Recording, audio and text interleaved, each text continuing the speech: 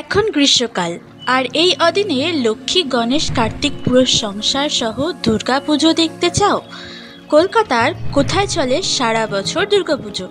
চলো আজ তোমাদেরকে নিয়ে যাই সেই জায়গায়। তাহলে শুরু করা যাক।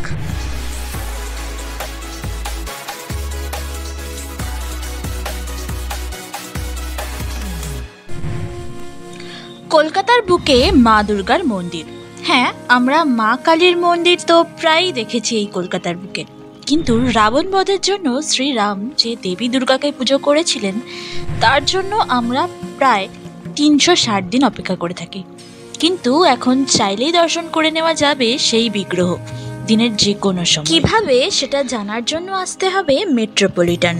এই মন্দিরটার নাম মেট্রোপলিটন দুর্গা বাড়ি। সায়েন্স সিটি থেকে যে বাসগুলো চিংড়িঘাটার দিকে যায় সেগুলো ধরে জাস্ট নেমে পড়ো বাইপাস ধাবা, আর এই বাইপাস ধাবার ঠিক পাশের রাস্তাটাতেই পেয়ে যাবে এই সুবিশাল মন্দিরটা। মেট্রোপলিটন হলো কলকাতার এই অঞ্চলটার নাম, তাই বাসে মেট্রোপলিটন বললেও ওরা এখানেই নামিয়ে দেবে। আর এই জায়গাটার নামটা থেকেই মন্দিরের নামের সাথে জুড়ে গেছে মেট্রোপলিটন নামটা।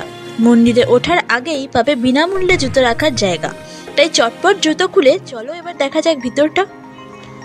মন্দিরটি অনেকটাই বিড়লা মন্দিরের সাথে বেশ সাদৃশ্যপূর্ণ।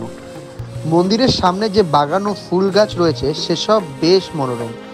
একটি ছোট্ট জলাশয় রয়েছে এসবের সঙ্গে। সত্যি অপূর্ব ফুল গাছ আছে যা দেখলে মন ভরে যাবে, কিন্তু তার সাথে মন্দিরের দেওয়ালের গায়ের কারুকার্য বেশ সুন্দর ও শৌখিন।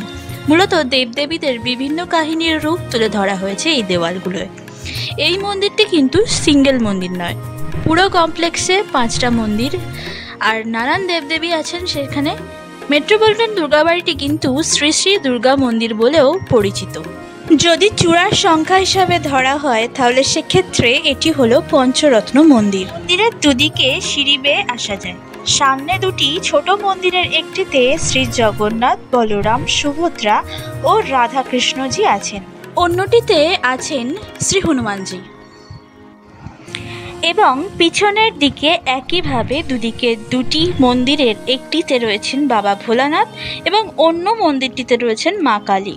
এই মন্দিরে যে মা কালীর বিগ্রহটি রয়েছে সেটি হলো দক্ষিণেশ্বরের মন্দিরের একটি রেপ্লিকা। এখানে কিন্তু শুধুমাত্র মা কালীই নেই, সেই সাথে শ্রী রামকৃষ্ণ এবং শারদামণিও রয়েছেন।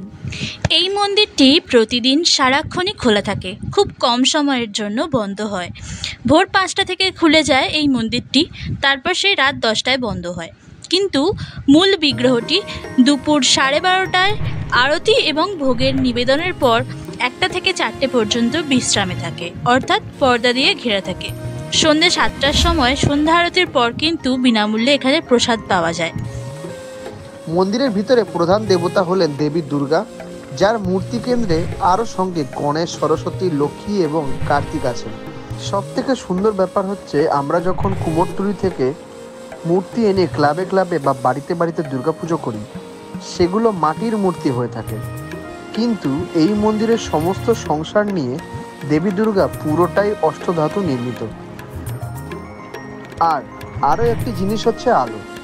এত সুন্দর আলোর ব্যবস্থা রয়েছে পুরো মন্দির জুড়ে, সেই সাথে মাথার ওপরে সিলিংয়েও মডার্ন টেকনোলজি ইউজ করে আলোর ব্যবস্থা করা আছে, যার কারণে সন্ধ্যের আরতি এই মন্দিরের জাস্ট দারুণ ও মনোরম হয়ে ওঠে।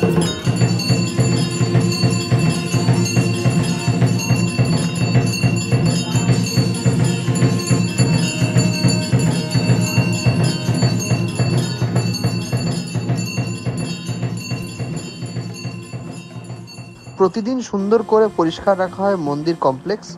দেবদেবীদের সাজ পোশাক প্রতিদিন নিয়ম করে বদলানো হয় এবং বেশ মনোরমভাবেই তাদের সাজানো হয়। সেই সাথে গাছগুলোরও বিশেষ যত্ন নেওয়া হয়, যা মন্দিরের শ্রীবৃদ্ধি করে থাকে।